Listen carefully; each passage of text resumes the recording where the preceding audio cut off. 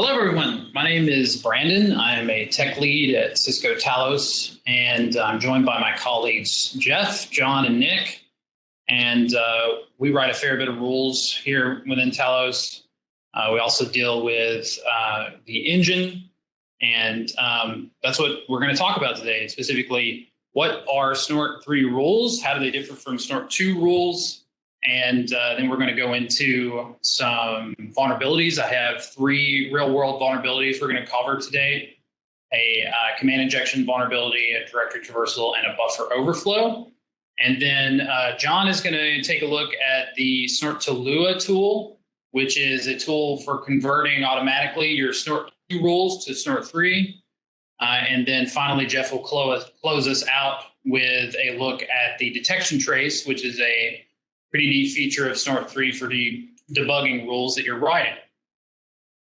So first, before we get into Snort 3, just an overview. Snort 3 is the engine for Cisco Secure Firewall.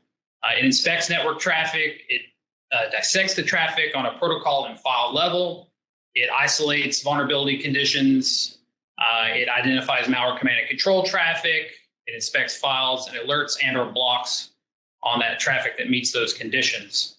So let's get into some rule basics. What makes up a Snort 3 rule? It's very similar to a Snort 2 rule. So if you've seen a Snort 2 rule before, it begins with a header. The header includes the action that you want to take on the traffic that the rule is matching on, the protocol that the rule is matching on. This could be TCP, UDP, ICMP. The source address, and destination address are in CIDR format, so if you're familiar with that. But a lot of people use variables for noting their internal and external networks, and usually have external net, home net in the source and destination addresses. There's also source port, which could just have a wildcard, as you see here with any, or it could have a range of ports or a group of ports. So that's the Snort 2 style rule header. We thought this could use some simplification. So in Snort 3, we've introduced the service rule header. So a lot of times with Snort 2, you would have to configure your inspectors to look, say, on port 80 for HTTP, and your respective ports for POP3, IMAP, SMTP, anywhere where exploit traffic could flow. We thought this could use some simplification, so we just reduced this to alert HTTP and any other service that you want to scan. The Snort 3 engine has built in it something called the wizard. The wizard has spells, curses, and hexes that identify services that are flowing over your network, and you don't have to configure ports. It just figures out whether or not HTTP is flowing over a particular port, and then engages the rules that have that service on it. It's pretty neat.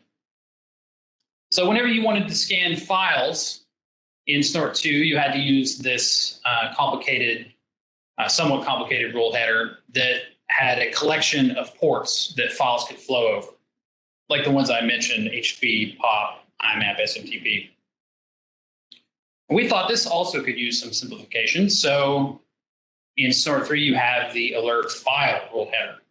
So file is kind of an alias, a service alias for all the services that files could flow over.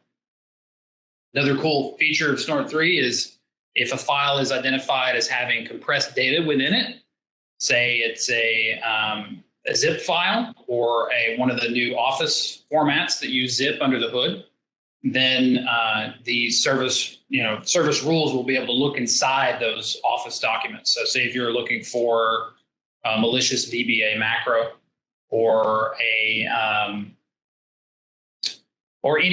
like maybe a malicious directive within a Office document, like a recent Microsoft O-Day may have used, then an alert file rule would be able to scan within that Office document and identify and drop that flow. So let's get into, that's the rule header, the quick overview. let's get into rule options, which are really the meat of the detection. So the simplest rule option is the content match, which just finds some static pattern in network data, and it could be on a protocol that you're matching or a file format that you're matching. And this is what a Snort 2 content match would do. It would have buffer selectors that would reduce or select buffers that the content match would operate on. Here we have a content match foo and a content match var, and they're both matching HTTP URI. But you probably noticed that we have to repeat ourselves. For every content match, we have to tell Snort 2 where we want that match to occur. So we thought that could use some simplification in Snort 3. So here's what it looks like in Snort 3. We're using that service rule header above alert HTTP, but we only have to select our buffer once. So in Snort 3, all buffer selectors like HTTP URI or any of the other buffers that we'll talk about here in a minute are what we call sticky. So that means if you declare a buffer selector, then you're going to remain in that buffer until you select a different buffer. And that just cuts down on the how verbose your rule is. It makes it easier to write, we think. Another thing you may have noticed, I can go back here really quick.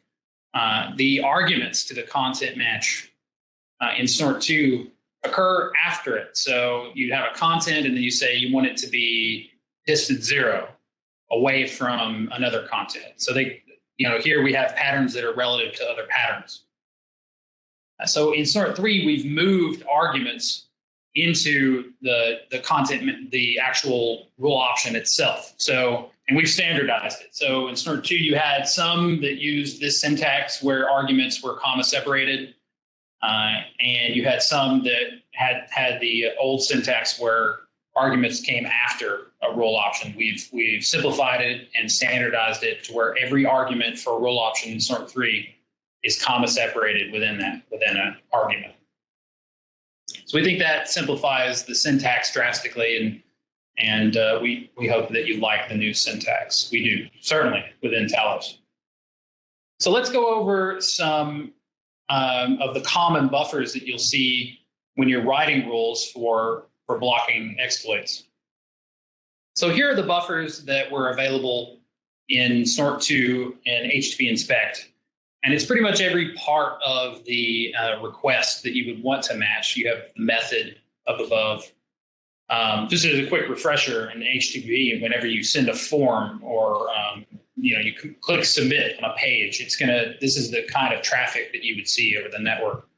The parameters that you selected in the form would appear either in the query or the body. The query is up above, and the body's down below there in the example. So you've got the method you can match on, the URI, the headers, if you want to match on things like a user agent. Say you're matching malware command and control traffic that has a specific user agent.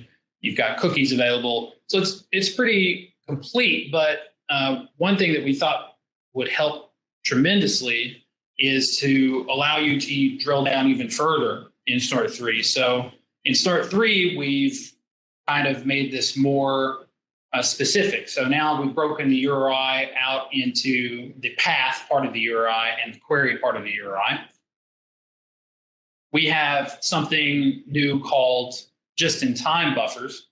So if there's a piece of the header, for instance, that you want to isolate, say it's the host, you can use the HTTP header argument field host, and that will create a buffer that just contains the host, the value of the host header.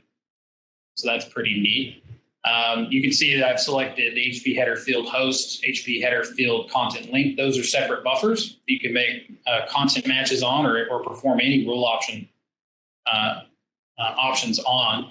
And then there's a new one that's fairly recent that is called HTTP param that I'm particularly proud of, because it allows you to match a parameter or isolate the value of a parameter regardless of where it is. So sometimes attackers will, if they see a signature that is, say it's detecting exploitation in a specific parameter in HTTP, they might say the parameter match occurs only in the body and the signature. They'll move it to the URI into the query and to evade the signature. So HTTP param kind of gets rid of that evasion entirely. And we'll see use of that in our rule writing examples. So now let's move on to actually writing rules. So we've talked about the basics, what all the different buffers that you can use. Let's take a look at some real world exploits and see how you would block those on Cisco Secure Firewall and open source Snort 3. So the first one is command injection. Command injection is a fairly simple exploit type, and it just involves a program that takes unsanitized input and sends it over to maybe a system call or a pipe open, any method or function that launches a system command shell and takes unsanitized input is vulnerable to command injection. So it's a really common exploit type, and attackers love it because it's fairly simple to write exploits for. So here we have a command injection attack, and I've shortened it because the remote code is actually wouldn't fit on the slide. But you can see here that in this parameter called spare community sent to this PHP application, there appears to be some malicious data. If you remember your ASCII table, 3B is a semicolon. So that's a shell metacharacter. And those characters are used to break out of the current command. On the back end of this application somewhere, there's a system call, and that 3B would break out of the flow of that system call and execute the attacker's command. So let's take a look at that code that's running on the back end. And one thing that I like to do is break out the code and follow the flow of exploit data as it flows through the application. So there you see in PHP, you can access the post variables with the post hash table. So it's looking up spare community and storing it in this array value for SNMP community. And then it's going to call a function called setCommunityName with that value. That function is going to pass that into a shell command like we talked about before. So it's going to execute this serve web exec and then SNMP setcom, which is a argument to that, and append whatever the attacker sent in spare community, and then finally execute that command with system. So fairly straightforward command injection vulnerability. So what do we want to detect here? So a lot of times when new rule writers are detecting things like command injection, SQL injection, they end up writing their rules based off of the actual exploit traffic. So they might match things like, semicolon echo, or they might match some piece of the remote shell that's being uploaded. This is the idea of matching payloads is good, because if you want to narrow your detection down to what's malicious and not potentially block normal application traffic, then that's a good technique for reducing false positives. But it also creates tremendous opportunity for the attacker and false negatives, because the attacker could just choose a different payload to upload, right? So we have to think about what doesn't change in a vulnerability. So when you're writing rules against an application that's vulnerable, you need to think, what about this application does the attacker have to send?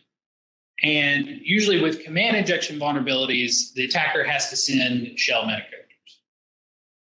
So there's some flow of the command that needs to be broken up by the attacker. In SQL injection, the attacker has to usually send some SQL metacharacter, and this, in the same sense, in a command injection vulnerability, the attacker has to send a shell metacharacter more often than not. So what are the shell metacharacters for review? We have command substitution, command sequencing. That's that 3B, that semicolon that we saw before. The attacker could pipe the command to another command. The attacker could background the current process or and the current command with another command. And there are subshells that you can that redirect output for standard in and standard out that they could use. So that's most of the shell metacharacters. How do we get these into a rule? So the usual way that we get these into a rule is with regular expressions. And I'll go over some of the techniques that you can use for matching these shell metacharacters. Usually it just involves placing the shell metacharacters into what's called a character class, which just matches any character. It's like ORing the characters together. You match, command substitution or command sequences or pipes or process backgrounding. So in Snort 2,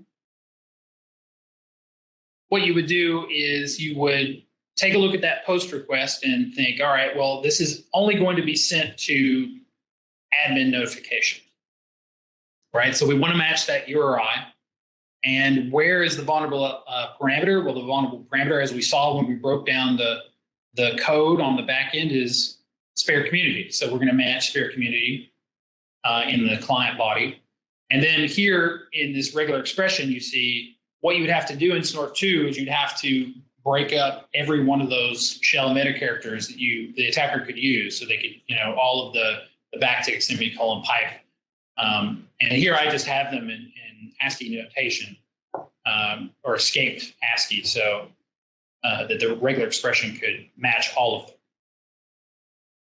But as I said before, in Snort 3, we want to simplify this process. So we have that new HTTP param rule option. How can we take advantage of it? Maybe the attacker, maybe somewhere on we saw that the backend application looked at the post hash table.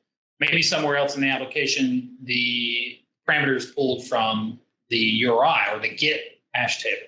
And if that was the case here, this Snort true rule would not function because it looks specifically at the post or the HTTP client body.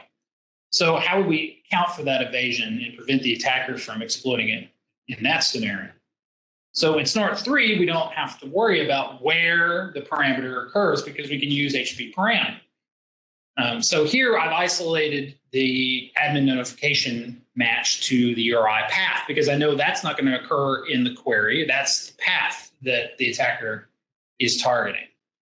The parameter I want to match is spare community, and I've also made it no case. So it will match any version of that. We had that in Snort 2, but now with HTTP param, it will match spare community in either the URI or the post body. And then finally, we have a much more simplified regular expression where we're just matching the metacharacters that the attacker could use. We don't have to worry about percent decoding because Snort 3 handles URL decoding in the post body as well. So we have a buffer that's completely isolated that we can scan, and we won't run afoul of false positives or false negatives with this signature. And also, I think it's much easier to read. So let's get into our second vulnerability. So directory traversal is a much simpler vulnerability, I think, than command injection. It just involves sending traversal sequences in a parameter. So here we have what looks like another post upload, and this time it's multi-part encoded. So it's a complete form that's being sent. And the file name for this form has a traversal sequence in it. So what the attacker is doing is, if you've ever heard of WMI exploitation, the attacker is placing a moth file into the moth directory, and that moth file will get automatically executed once it's uploaded. So detecting this just involves looking for traversal sequences, which are .. Here in Snort 2, we have to account for exactly, the HTTP client body, and we need to move the buffer down each time. So we've matched the vulnerable URI. We've matched the fact that it's a multi-part post with the content disposition header, and we've matched the file name, and finally matched the traversal sequence inside the file name. Here's what it would look like in Snort 3, and it's just a more specific rule, and also I think much easier to read. So again, we've isolated the URI match to the path. We selected HTTP client body. We don't have to repeat ourselves because all the buffers are sticky, and we've matched that traversal sequence as before. So now I'll get into the final example. This is a buffer overflow example. I believe this is from a consumer router in Germany. I think it's called Fritzbox, and it has a buffer overflow in a XML SOAP upload. So here, a XML tag called command has a command and an argument. And you can see I've kind of truncated the buffer overflow section where we just sent a ton of A's to it. So on the back end, what does this look like? It looks like the router is actually allocating a stack buffer of 256 bytes, and they're going to scanf the SOAP uploads argument for that SE command into this stack buffer. So whenever you're exploiting a stack buffer overflow, your goal is to overwrite the return address. And a lot of times on consumer routers like this, there is no address space layout randomization, and there's no really any stack overflow protection that's on the router. It's kind of like bringing back the 90s of exploit, smashing the stack for fun and profit. But the blocking this buffer overflow attack really just involves matching the traffic the attacker will have to send. So the attacker is going to have to send over 256 bytes in that argument that we saw before. So in the Snort 2 rule, we're going to have to match the vulnerable tag, which is command. But even before then, if you notice in the traffic, there's this DSL, CPE, CLI access, which sounds, malicious in of itself. But the tag is required because it's a parent of that command, the vulnerable command tag. So we can go ahead and match that as well in our rule. So we'll match that DSL, CPE, CLI access. Where will we match it? We'll match it in the HTTP client body. We'll match the vulnerable command tag also in the body. And then we'll see with this is data at rule option if there are 256 bytes in that tag, actually in that tag. And then we have the negated content match, which just means, make sure that we can't match this condition, which is the close of that command tag within 256 bytes. And then finally, we have a PCRE that verifies everything we have above, which is the command tag and its argument have 256 bytes inside. So what would this look like in Snort 3? So we have the service rule header, alert HTTP. There's the message for Fritzbox stack buffer overflow. Remember, we only have to select the buffer once, so we select HTTP client body. We match our vulnerable XML parent, which is DSL, CPE, CLI access. The command tag, 256 bytes of data there. No close within 256 bytes, and then finally verify that argument has 256 bytes in it. So that closes out rule writing, the basics, 3 real-world vulnerabilities, command injection, buffer overflow, and stack buffer overflow, or command injection, dirt traversal, and stack buffer overflow. And now what we're going to talk about is how you can translate automatically your Snort 2 rule set and translate it automatically over to Snort 3.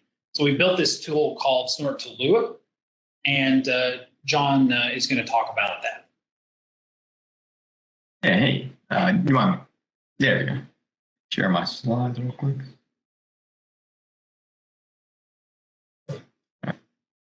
Alrighty. Hey, everyone. My name is Sean. I'm an analyst here with Talos. Write a lot of Snort rules, and as Brandon said, I'm going to talk to you about Snort to Lua. So what is Snort to Lua? So to put it simply, Snort to Lua is a tool that you all can use to convert your existing Snort 2 rules to Snort 3. It's a standalone binary that's installed alongside Snort 3. So whenever you download Snort 3 from GitHub, build it, install it, it will also have Snort to Lua installed right alongside it. So Snort to Lua is really powerful. What it does is it basically goes through all the rules that you have, all the Snort 2 rules that you have in a rules file, parses each one, and figures out what from those rules needs to be updated, and then how to update it, how to update them. And then once it does that, does its conversion, you'll have a basically a brand new Snort 3 rules file that will be fully compatible with Snort 3. To kind of put it into perspective, we actually use Snort to Lua internally to convert our nearly 60,000 rules to Snort 3. So obviously we trust it, and we know it works well and does the job it's supposed to. So it's very powerful, yet at the same time it's also really pretty simple to use. Put the command line syntax here. It's pretty easy. Just Snort to Lua, text C, followed by the name of the Snort 2 rules file that you have that you want converted. And then lastly, followed by tech R, and then the name of the rules file that you want the converted rules to be placed in. So that's what it does. That's kind of an overview, but now I want to talk about some of the specific things, some of the more important changes that it makes to a rule. I've listed off a few here. Some of the obvious ones that you all may have noticed earlier is that we have in Snort 2, we have semicolon separated content match modifiers like depth, offset, distance, within, and then Snort 3, these are comma separated. So the comma is placed after the content match with these, and then once you're done specifying all the modifiers, and then you finally close up the option with the semicolon. So that's nice, and Snort to Lua handles that. The other big thing are the new sticky buffers that Brandon talked about. So like Brandon said, our HTTP buffers are now sticky to kind of make our rules simpler and a little bit easier to read. So on the left side, looking for HTTP URI after admin panel, that would in Snort 2, that's placed after each match you want to match there. Whereas in Snort 3, it's updated with the sticky buffer. Same thing with raw bytes. Raw bytes is now raw data, and that is also a sticky buffer. So same thing there. In addition to that, Snort to Lua will also replace and remove any options that have been deprecated in Snort 2. So the examples I have here are URI-len and then fast pattern only. In Snort 2, we have URI-len, which is used to check the length of a URI buffer.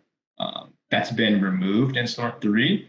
And so to replicate that functionality, whenever Snort to Lua sees URI-len in a rule, it'll update it with to use the HTTP raw URI sticky buffer, followed by the new buffer len option.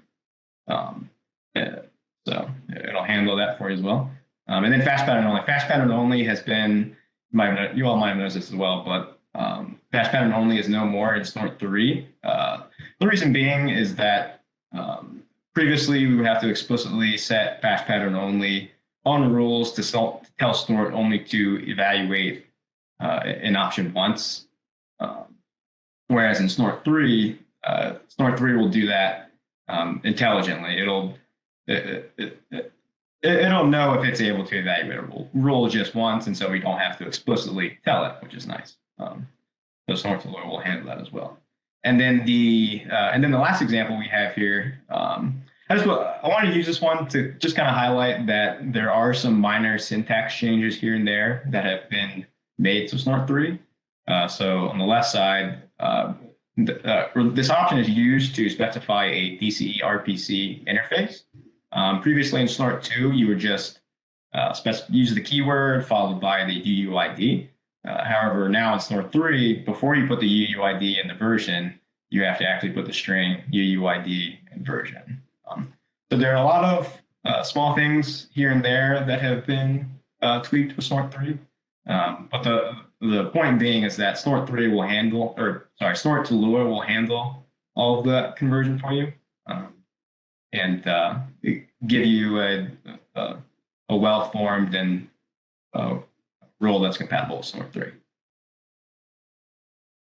So here's just a quick example of using Snort to Lua. So I have my Snort 2 rules file. Looking for /admin panel in the HTTP URI with fast pattern only. So I have that rule there, and then simply run the command using the syntax I highlighted earlier. So Snort to Lua tech-c 2 rules, tech-r 3.rules, and that will, if all goes well, it'll output a 3.rules file containing the newly converted rule.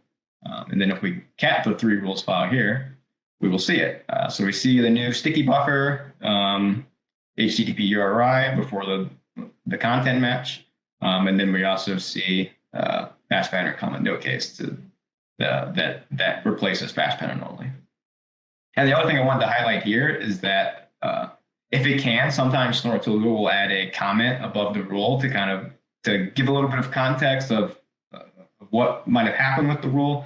So if you're going back through looking through your new rules and you're unsure why something looks different, in certain cases, Snort to Lua will put a comment there and explain what happened. So that's also really nice to have there. And then lastly, so that's pretty much it with Snort to Lua. However, there are a few caveats that I wanted to mention when using it. I think, in my opinion, one of the big ones is that Snort to Lua can't update roles to take advantage of all the new Snort 3 features. So, one of the ones Brandon talked about were HTTP param, the different optional selectors with buffers like HTTP URI query or path. And unfortunately, when Snort to Lua is going through rules, it doesn't have that context that, we might be looking for a particular string that is a parameter, but Snort to Lua doesn't know that's a parameter. So that's something to watch out for. And then another thing is that Snort to Lua doesn't perform any rule syntax validation. So what that means is basically if you pass a bad Snort 2 rule to Snort to Lua, chances are you're going to get an equally bad Snort 3 rule out. So definitely before you run your Snort 2 rules through Snort to Lua, make sure they work. Make sure there's no, make sure they're well formed and that Snort 2 doesn't complain about them when it uses them. And if you do that prior to running Snort to Lua, it shouldn't run into any issues. And then lastly, I just want to mention there are times where Snort to Lua might not, it might fail to convert a rule. I don't see this too often. I've seen it if you try and give it a rule option that doesn't exist in Snort 2 and you try to convert it to Snort 3. Sometimes it'll complain about that. And if it does, it'll drop a snort.rej file in the current directory. So that's definitely something to keep in mind. But yeah, that's pretty much it. It's a really powerful yet simple tool to use. And I highly recommend checking it out. So yeah, that's all I have. And I think Jeff is now going to talk about Snort 3's new tracing module.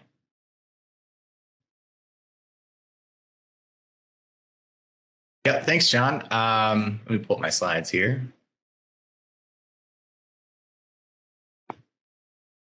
So this is the Snort 3 trace module. This is something new that we added in Snort 3. While we did have a way to dump buffers in Snort 2, it wasn't as easy or straightforward to do. With Snort's modular or Snort 3's modular architecture, this is a little bit easier. So the trace module is configured in Lua. There's a bunch of different cool options you can do. This is for debugging local rules you might be writing, or maybe trying to evaluate maybe why a rule you've written is alerting or when it shouldn't, or isn't alerting when it should. So some of the common features we use, and there's a lot of features here, but I'm kind of condensing down to what is most useful for this slide deck. The first is rule evaluation tracing. That can give you a step-by-step per rule action, what's happening while the traffic's being evaluated. Buffer dumping is super useful. For example, Snort 3 will do encoding or decoding of certain traffic, and you'll want your content matches to match whatever normalization is happening in that buffer. Application ID tracing is super helpful. A lot of Snort 3 is geared towards application detection. So instead of port-based detection, you're able to run your rule, for instance, with alert HTTP or service tag HTTP. That means the rule is going to run on whatever traffic is detected as HTTP. The issue is, let's say you have some traffic and you're not sure which application the wizard's going to pick up on, or sometimes the application will fail to be fingerprinted, and that's totally a cause for a rule not to alert. So that's been very useful for us. Keep in mind, if you'd like to use the full range of trace module options, you want to use enable debug messages when you're compiling Snort. There are some trace module options that are always going to be available in production builds, but if you're going to use this in a wider capacity, let's say on a local machine, go ahead and use enable debug messages. And if you'd like to get more information on the command line, you can use help module, the help module flag with the trace module name. And you can substitute trace in that command for any Snort 3 module to get more configuration information. So let's do, here's some examples of the common options that I just described. So we'll also combine a lot of these together, and I'll show you that on the next slide. So FP search will show you the name, the human readable name of the buffer that the rule entered on. Buffer, and so you can see the Lua version on the right-hand side. So this Lua is going to go either in your -- Lua command line flag, or it's going to go in your -C snort.lua config file.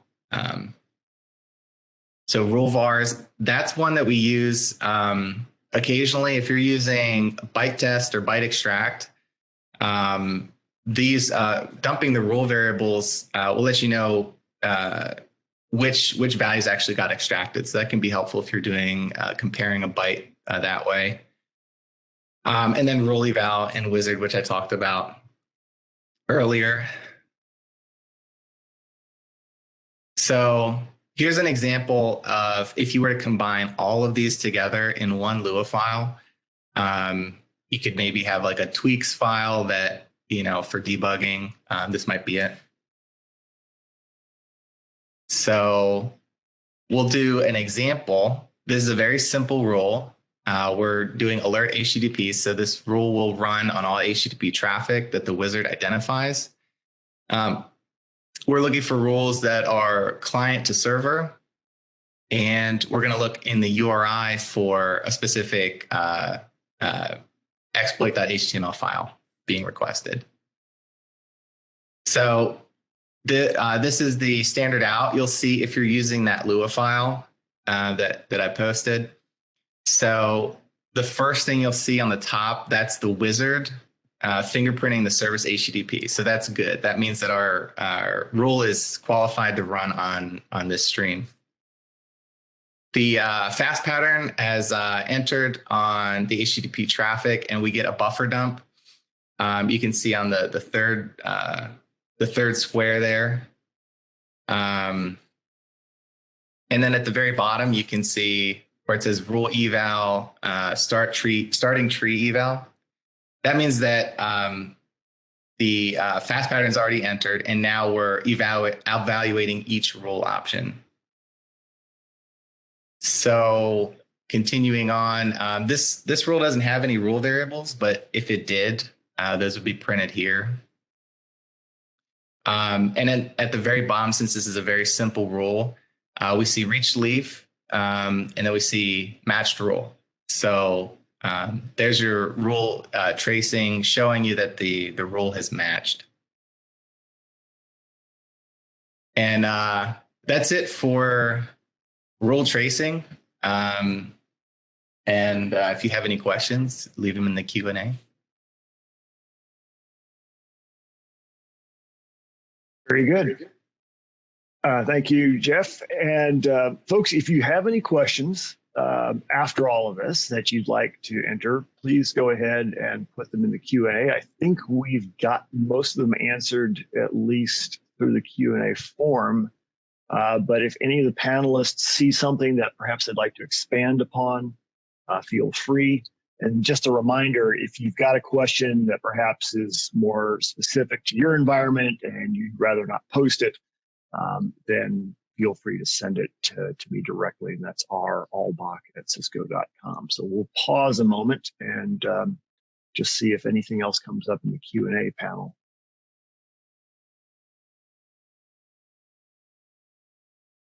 I see Mr. Yao, who's been very active in the Q&A. Thank you, Mr. Yao, for that.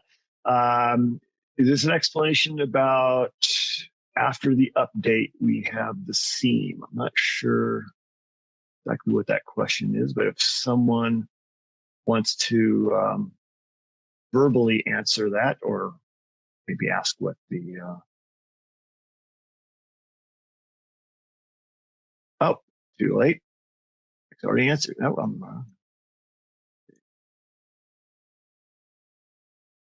this question. I think the question was around the number of rules in Snort 3. We said you can write fewer rules in Snort 3 to do, but then you need to Snort 2 for the same type of things. But right now they're still about the same because yes, the rule sets that Talos is using, and you guys correct me if I'm wrong, are mostly, not all of them, but most of the rules have been used Snort to Lua to convert, so they're just one-to-ones. There's a little bit of difference, but right now, as time goes by and more rules are written native to Snort 3, then overall, radically, you should see a reduction in the overall rule count. So is that right, guys?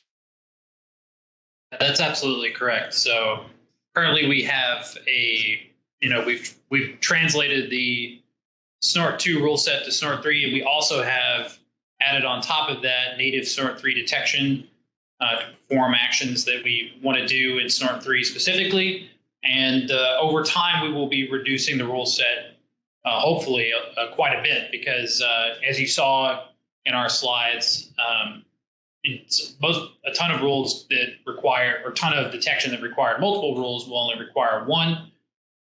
So we should see on our products reduction in rules, which should be beneficial for customers because there's less memory overhead required to run all those rules. Excellent. And there's a suggestion that perhaps these are the same rule numbers after conversion. I wouldn't think so.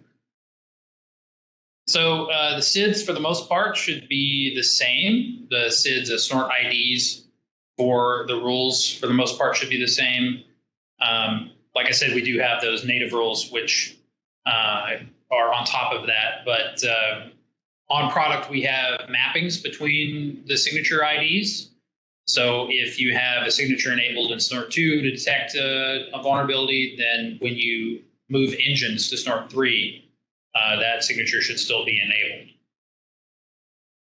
All right, wonderful. And there's a question about something that we've long been trying to address.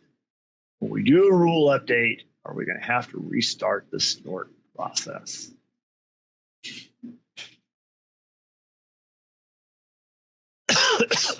Pardon me. The answer should be no. Yes. Right. So that I could just speak to the secure firewall product. In 7.1, we've virtually eliminated snort restarts. There's, I think, one situation where if you change the file policy with the zip unzip option in it, I think there's like one thing that will actually restart snort. Everything else is a reload. The snort 3. And a lot of work was put into that. So we're pleased to see that that question there. Anything else, attendees, that you'd like to ask?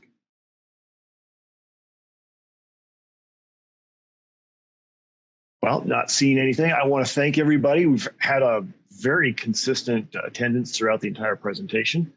So thank you for taking your time. And I absolutely want to thank the Talos guys and their boss, Alan, by the way. Thanks for letting us borrow these guys for an hour or so. We're going to let them go back to saving the world. And this will be recorded. We'll get that posted. And if you would please answer the post-event poll. We want to know, what would you like us to see next in our next Snort 3andMe session? So thank you, everybody, and have yourselves a great day.